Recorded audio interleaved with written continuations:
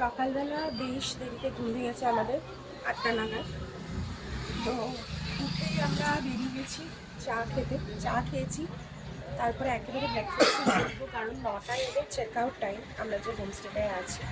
তো 9টা ম্যাক্সিমাম 9:30 আর কি, 9:30টার মধ্যে বেরিয়ে যেতে হবে আমাদের।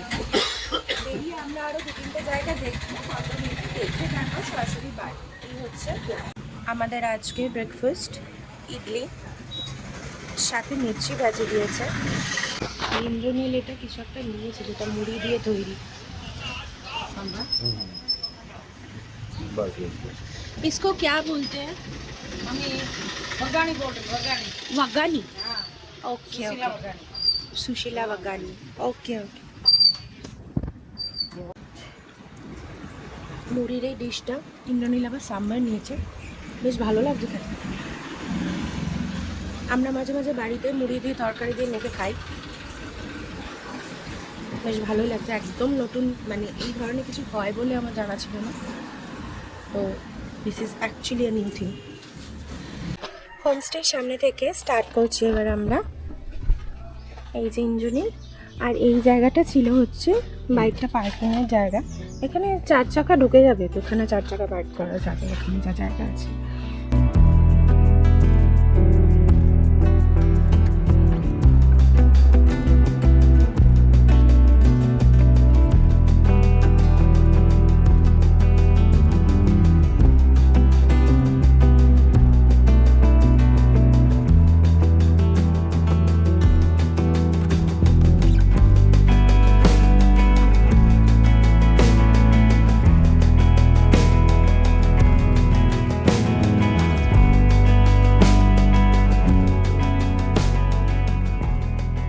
আমরা এখন কৃষ্ণা টেম্পলের সামনে দাঁড়িয়ে আছি। আনুমানিক 1513 থেকে 15 সালের মধ্যে এই মন্দিরটা নির্মাণ করা হয়। ওই যে সামনে ইনফরমেশন দেওয়া আছে। বিজয়নগর সাম্রাজ্যের সম্রাট কৃষ্ণদেবরায়ের শাসনকালে এই মন্দিরটা নির্মিত হয়। এই মন্দিরটার যে নির্মাণ কার্য, তার সাথে কিন্তু আমাদের বাঙালি লেখক শরদিন্দু বন্দ্যোপাধ্যায়ের তুঙ্গভদ্রার তীরে যে উপন্যাসটা, তার একটা গূঢ় যোগাযোগ আছে। কিভাবে? উদয়গিরিতে জয়লাভের পর, যুদ্ধে জয়লাভের পর সেখান থেকে যে বালকৃষ্ণের মূর্তিটি তিনি নিয়ে আসেন এখানে, সেই মূর্তিটা প্রতিস্থাপন করেন এবং সেই মূর্তির পূজার হেতু এই মন্দির নির্মিত হয়। আর সেই উদয়গিরিতে হওয়া যুদ্ধ, সেই যুদ্ধে জয়লাভ, তারপরে রাজকন্যার সাথে প্রেম এবং বিবাহ, এই নিয়েই তো ওই উপন্যাসটা, আমরা মোটামুটি সবাই জানি। তো গল্পের বই, ওটা কিন্তু কোনো ঐতিহাসিক বই নয়, গল্পের বই। গল্পের বইয়ের সাথে এরকম বাস্তবের একটা অদ্ভুত মিল ফেলে বেশ রোমাঞ্চকর ফিল হয়। একদম অদ্ভুত একটা রোমাঞ্চ লাগে, ভীষণ অদ্ভুত অনুভূতি এটা। আমি জানি না তোমাদের হয় কিনা, আমার তো হয়, ভীষণ ভাবে হয়। ইতিহাসের বইয়ের সাথে আমরা মিল খুঁজে পাবো বলেই আমরা জায়গায় যাই, বিভিন্ন জায়গায় যাই ঐতিহাসিক জায়গাগুলো, তাই না? কিন্তু যখন কোনো পড়া ভালো লাগা গল্পের বইয়ের সাথেও আমরা মিল পাই, তখন একটা কিন্তু অদ্ভুত অদ্ভুত রকমের ভালো রকম একটা ফিল হয়। তো যাই হোক, এই মন্দিরটাও কিন্তু দাক্ষিণাত্যের অন্য মন্দিরের মতো। সামনে দেখলে, আমি যখন ঢুকলাম, এই যে বিশাল একটা তোরণ রয়েছে, এই তোরণটা মূলত দাক্ষিণাত্যের মোটামুটি কম বেশি সব মন্দিরেই পাওয়া যায়। It signifies the greatness of god.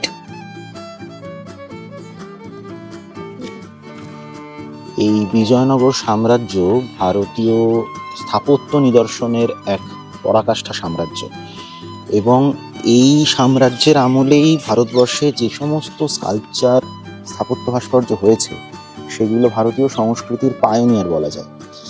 তো এই বিজয়নগর সাম্রাজ্যে যে আমরা সৌধ, মন্দির, স্থাপত্য ভাস্কর্য কলাগুলো দেখছি, সেগুলো মূলত রাজা দ্বিতীয় দেবরায়ের আমলেই তৈরি। কিছু কিছু ক্ষেত্রে, যেমন এটিও, এই কৃষ্ণ মন্দিরটি বা কৃষ্ণা টেম্পলটি রাজা কৃষ্ণদেব রায়ের আমলে তৈরি। তো এরা যে এই হিন্দু ধর্ম এবং তার সংস্কৃতির পরিপন্থী ছিলেন, তার পিছনে কারণ হয়তো খোঁজাটা ঠিক নয়, কিন্তু এই সাম্রাজ্য পত্তনের, অর্থাৎ স্থাপন হওয়ার একটা ইতিহাসটা বেশ সুন্দর এবং রোমাঞ্চকর।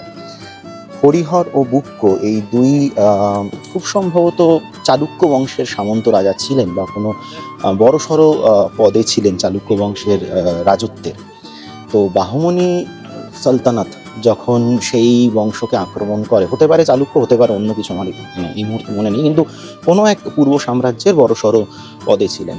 তো বাহমনি সালতানাত যখন দখল করে দাক্ষিণাত্যের বাহমনি সালতানাত, তখন এই সেই বংশকে তারা হারায়, পরাস্ত করে, এবং হরিহর ও বুক্ককে তারা বন্দি করে নিয়ে যায়। হরিহর ও বুক্ক দুজনেই ছিলেন খুবই চতুর এবং খুবই পরাক্রমশালী যোদ্ধা। তো তাদের এই কলা দেখে, তাদের এই ক্যাপাবিলিটি দেখে বাহমনি সালতানাতের লোকজন, সুলতান বিশেষ করে, খুবই ইমপ্রেসড হন এবং তারপরে এদেরকে হত্যা না করে এদেরকে ইসলামে কনভার্ট করিয়ে নেন। তো এরা বেশ কিছু বছর বাহমনি সালতানাতের হয়ে কাজ করে, যুদ্ধ করে বিভিন্ন জায়গায়, দিল্লির বিরুদ্ধে যুদ্ধ করে, যেটা আমরা জানি। বাহমনি সালতানাত দিল্লি সুলতান খিলজি তুগলক এদের থেকে অনেকটাই দূরত্ব মেনে চলতেন। তারপরে ধীরে ধীরে এরা সুযোগ বুঝে কোনো এক গুরুর সংস্পর্শে এসে পুনরায় হিন্দু ধর্মে দীক্ষা গ্রহণ করে এবং অত্যন্ত চাতুরতার সাথে, দক্ষতার সাথে বাহমনিদের বিরুদ্ধেই যুদ্ধ করে কৃষ্ণা নদীর দক্ষিণ ভাগ থেকে বাহমনিদের বিতরণ করতে সক্ষম হয়। এবং কৃষ্ণা নদীর উত্তর ভাগে তখন ছিল দাক্ষিণাত্য সুলতান বংশরা, এবং দক্ষিণে বিজয়নগর সাম্রাজ্যেরা পত্তন করে। এবং তাদের বহু বছর ধরে উদ্দেশ্য ছিল মুসলিমদের থেকে দূরে থাকা, তাদেরকে কৃষ্ণা নদীর দক্ষিণ প্রান্তে বসত গড়তে না দেওয়া। এটা অনেকটা ওই ভারত চায়নার ব্রহ্মপুত্র নদের মতো ব্যাপারটা। তো এটাই ছিল তাদের মূল টার্গেট। তো সেই হরিহর এবং বুক্ক ওনারা দীর্ঘদিন এই বাহমনি বংশের সাথে অন্যান্য সুলতানাতের সাথে যুদ্ধ করেন। এবং এই যে দেবরায়, কৃষ্ণদেবরায়, এরা কিন্তু হরিহর বা বুক্কর একদম ডিরেক্ট পরবর্তী জেনারেশন নয়, তাদের 2 জেনারেশন বা 3 জেনারেশন পরেকার মানুষ। শোনা যায় যে হরিহরের 2 ছেলে দুজনেই খুব বিলাসবহুল জীবনযাপন করতেন এবং তারা যুদ্ধ বা সাম্রাজ্য বিস্তারের দিকে মনোনিবেশ করতেনই না। অথচ হরিহরের যে নাতি, অর্থাৎ 1 জেনারেশন পরের মানুষ, এই দেবরায়, প্রথম দেবরায়, তিনি আর কি বেশ পরাক্রমশালী ছিলেন তার পিতামহের মতোই, এবং ভালোভাবে সাম্রাজ্য বিস্তার করেছিলেন এবং কলিঙ্গ যুদ্ধ জয় করেন, যার পরবর্তী ক্ষেত্রে আমরা যার উল্লেখ আমরা পাই শরদিন্দু বন্দ্যোপাধ্যায়ের লেখা তুঙ্গভদ্রার তীরে। লক্ষ্মী নরসিংহ মন্দিরের সামনে আমরা আছি এখন। এই যে নরসিংহ মূর্তি, যার কোলে একটা লক্ষ্মীর মূর্তি ছিল, যেটা কিনা মিসিং। এই মন্দিরটা একজন পুরোহিতের দ্বারা নির্মিত, কৃষ্ণ ভট্ট তার নাম। তো কৃষ্ণ ভট্ট এই মন্দিরটা নির্মাণ করেছিলেন, মানে নরসিংহের মূর্তিটা প্রতিস্থাপন করেছিলেন কৃষ্ণদেবরায়ের আমলে। আর ওই মন্দিরটায় রয়েছে একটা মনোলিথিক শিবলিঙ্গ।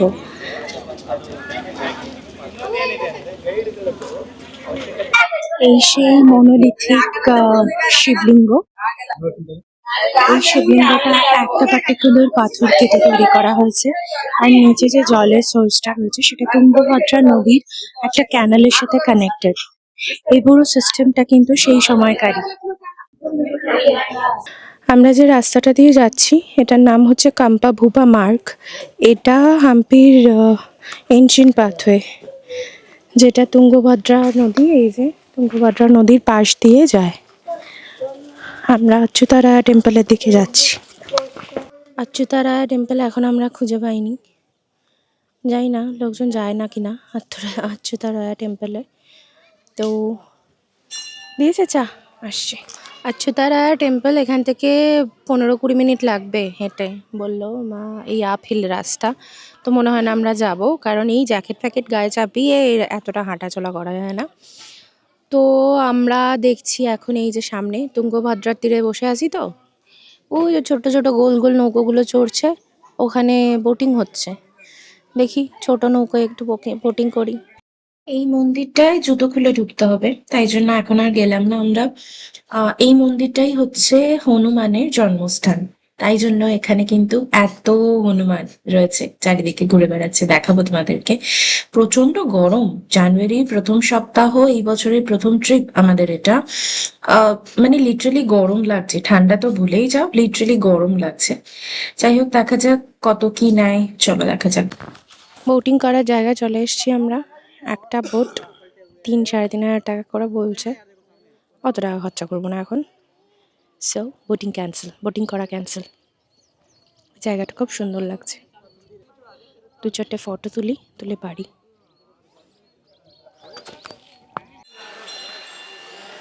পুরো সেই মুভিগুলোতে দেখা যায় ওই বালি সুগ্রীবের কিংডম ছিল, প্রচুর হনুমান একসাথে বসে আছে, একদম রিয়েল লাইফ সিন।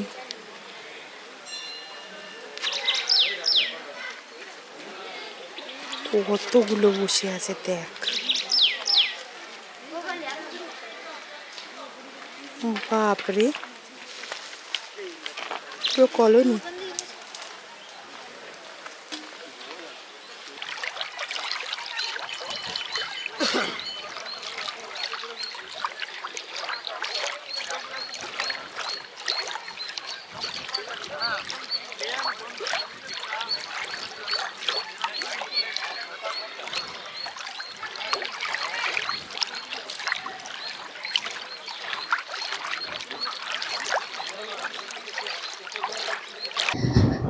বাড়ি ফেরার উদ্দেশ্যে আমাদের যাত্রা শুরু হয়ে গিয়েছে, আমরা হায়দ্রাবাদের উদ্দেশ্যে যাত্রা শুরু করেছি।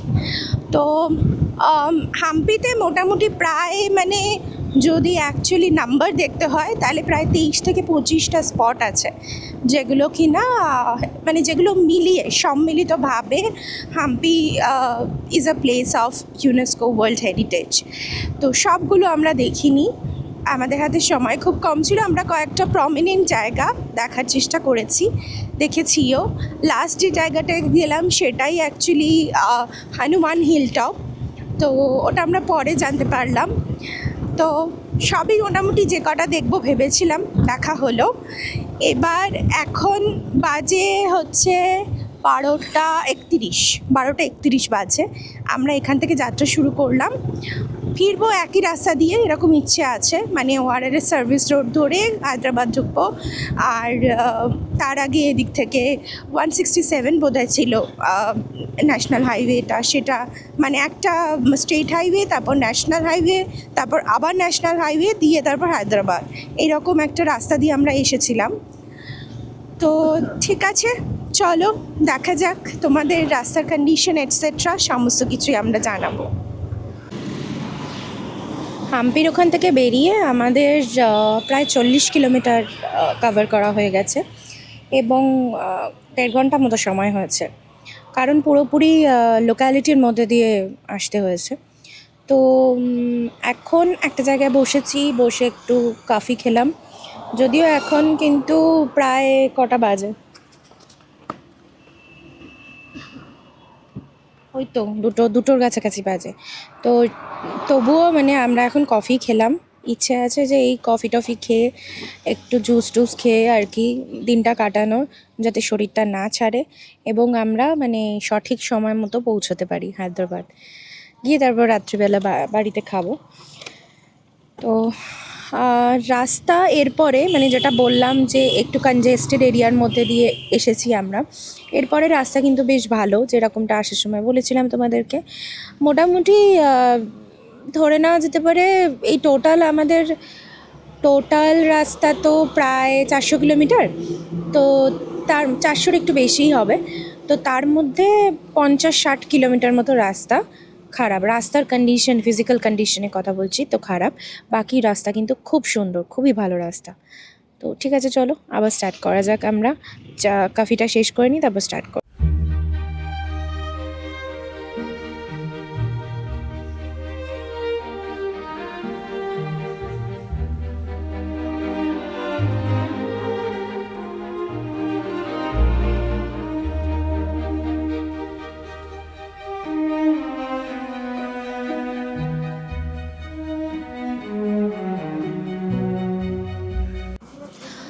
মোট 110 কিলোমিটার মতো এসেছি আমরা এখনও।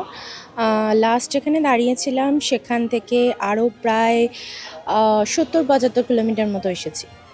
তো এখন একটা জায়গায় দাঁড়িয়ে আমরা জ্যাগারি টি খাচ্ছি।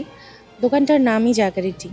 তো জ্যাগারি টি গুড় দেওয়া চা খাচ্ছি, খেয়ে আবার আমরা বেরোবো।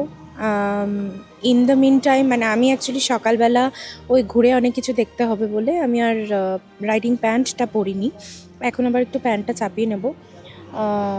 তো আবার এই প্যান্ট মানে রাইডিং প্যান্টটা পরে আবার আমরা স্টার্ট করব। চা খাওয়া হয়ে গেছে আমাদের।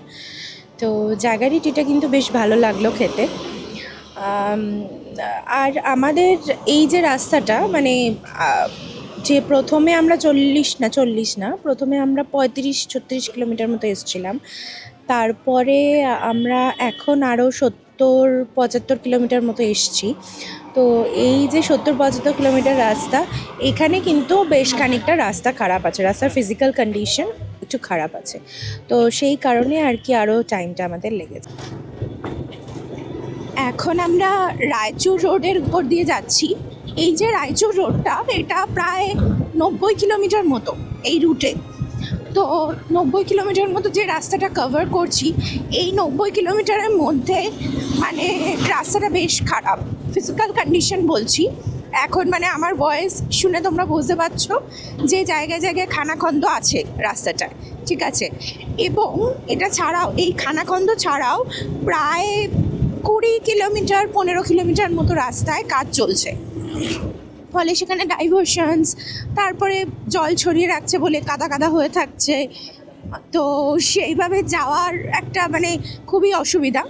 তো এই যে টোটাল ওই 90 কিলোমিটার মতো যেটা বললাম রাস্তা, খুব সম্ভবত 87 কিলোমিটার, আমার এক্স্যাক্টটা মনে পড়ছে না।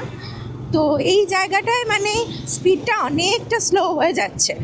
তো এখন আমরা আর কয়েকশো কিলোমিটারে মিটারে আমরা বাঁদিক নেব।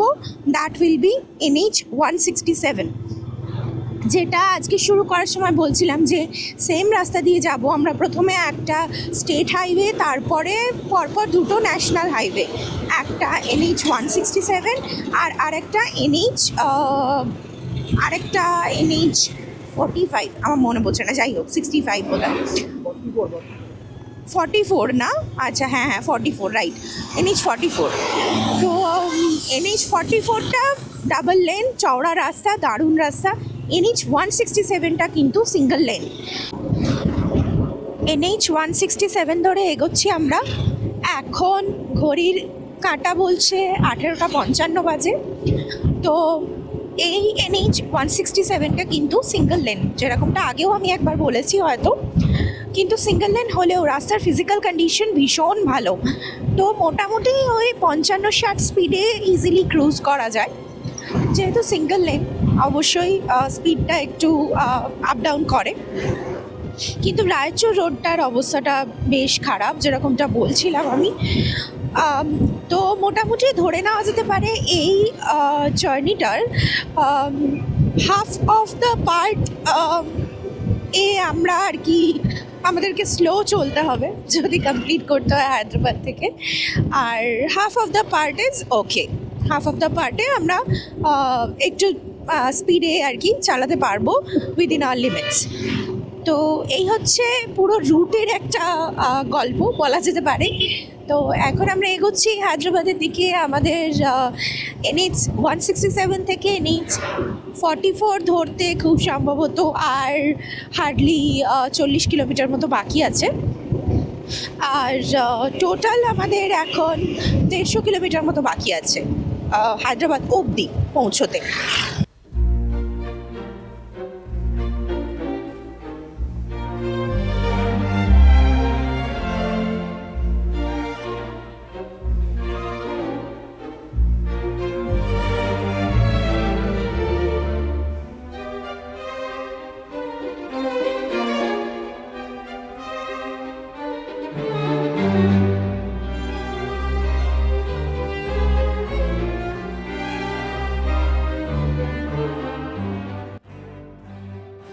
মাইক দেখে তোমরা বুঝতে পারছো আমি অনেক কিছু বলার চেষ্টা করেছিলাম এই সময়টায়, কিন্তু সামহাও আমার কথাগুলো রেকর্ড হয়নি। মাইকটা কাজ করেনি, নাকি ক্যামেরার কিছু সমস্যা, গড নোস। যাই হোক, 2025-এর প্রথম ট্রিপ আমাদের দারুণভাবে শেষ হয়েছিল এবং আমরা মানে সারপ্রাইজিংলি উইদিন 10 হায়দ্রাবাদ ঢুকে গিয়েছিলাম। রাস্তা কিন্তু সাউথ ইন্ডিয়ার ভীষণ ভালো, through out the southern part of India রাস্তা ভীষণ ভালো। এই যে মাইসোরে আমরা কিছুদিন আগে ট্রাভেল করলাম, কুর্গ ট্রাভেল করলাম, তারপরে ওয়ারাঙ্গল গেলাম, এই এখন হাম্পি গেলাম, রাস্তা ভীষণ ভালো, রাস্তা নিয়ে কোনো কথা হবে না। যাই হোক, তাহলে দেখা হচ্ছে তোমাদের সাথে আবার কোনো একটা ট্রিপে। তোমাদের এই ভিডিওটা কেমন লাগলো অবশ্যই আমাদেরকে জানাবে।